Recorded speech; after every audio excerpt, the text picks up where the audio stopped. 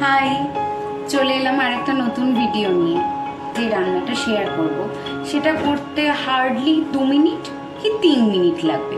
হ্যাঁ, এতটাই চটজলদি একটা রেসিপি তোমাদের সঙ্গে আজকে শেয়ার করব। চাটনি। কিসের চাটনি? ক্রমশ প্রকাশ্য। তবে এটুকু বলতে পারি, আজকে এই চাটনিটা কিন্তু সুগারের পেশেন্টরা ইজিলি খেতে পারবে, কারণ এটার মধ্যে নামমাত্র চিনি আমি ইউজ করব না। তো চলো দেখে নিই আজকে আমি কিসের চাটনি বানাচ্ছি।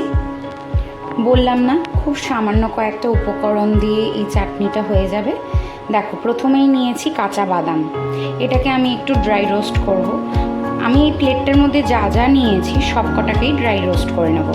2 কোয়া রসুন নিয়েছি, 2টো শুকনো লঙ্কা নিয়েছি, তোমরা চাইলে কাঁচা লঙ্কা দিয়েও করতে পারো। আর এটা আমি একটু ফোড়নের জন্য ইউজ করব সর্ষে, কালো সর্ষে। তো আমার প্রথমে কাজ হচ্ছে এই 3টে আইটেমকে আমরা প্রথমে একটু ড্রাই রোস্ট করে নেব। করার পরে আমি গ্রাইন্ডারে গ্রাইন্ড করে নেব। দেখো, কড়াই বসিয়েছি, কড়াইটা গরম হয়ে আছে। অল্প অল্প করে আমি লো আঁচে রেখেছিলাম কড়াইটাতে। এবারে আমি এগুলো সমস্ত দিয়ে দেবো, একসঙ্গেই দেবো, আলাদা করে দেওয়ার দরকার নেই, একসঙ্গেই দিয়ে দেবো। দেওয়ার পরে এটাকে একটু নাড়াচাড়া করে নেওয়ার পরে আমি গ্রাইন্ডারে অল্প একটু জল দিয়ে এটাকে পেস্ট করে নেব। যখন এটাকে রোস্ট করবে একটু ফ্লেমটাকে হাই আর লো দুটো মিলিয়ে মিশিয়ে করবে, ঠিক আছে? দেখতে লাগছে অল্প কয়েকটা বাদাম, কিন্তু করলে কিন্তু অনেকটাই হয়ে যাবে।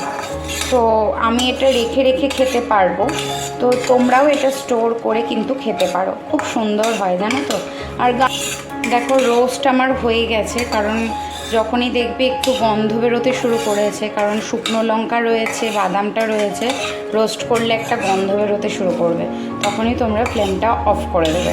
আমি এবারে অফ করে দেবো, একটু রাখার পরে আমি গ্রাইন্ড করে নেব।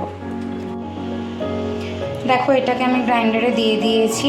অল্প একটু সামান্য পরিমাণ জল দিয়ে এটাকে আমি পেস্ট করব। পেস্ট করার পরে তোমাদেরকে দেখাচ্ছি।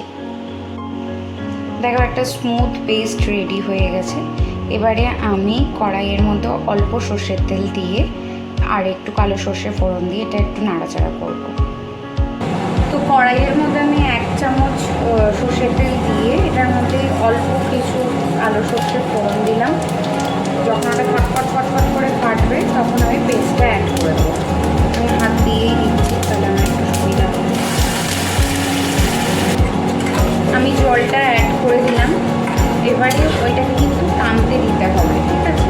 আর এটার মধ্যে আমি একটু স্বাদ মতন বিট লবণ আর একটু চাট মশলা, খুব সামান্য পরিমাণে আমি হলুদ অ্যাড করবো, দেখতে ভালো হবে। আর গার্নিশিংয়ের সময় আমি একটু ধনেপাতা দেবো। আচ্ছা, যদি তোমাদের কাছে লেবু অ্যাভেলেবেল থাকে তোমরা অবশ্যই লেবু দিতে পারো, আমার কাছে এখন নেই লেবুটা।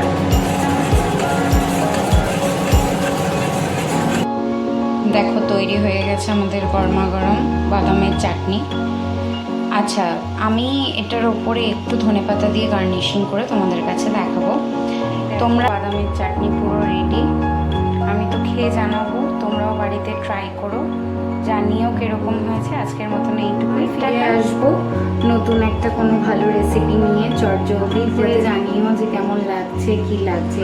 তোমাদের যদি কারোর কিছু ডিমান্ড থেকে থাকে অবশ্যই লিখো, আমি চেষ্টা করবো আমার মতন করে তোমাদের কাছে রিপ্রেজেন্ট করার। আজকের মতন এইটুকুই, টাটা, সবাই ভালো থেকো।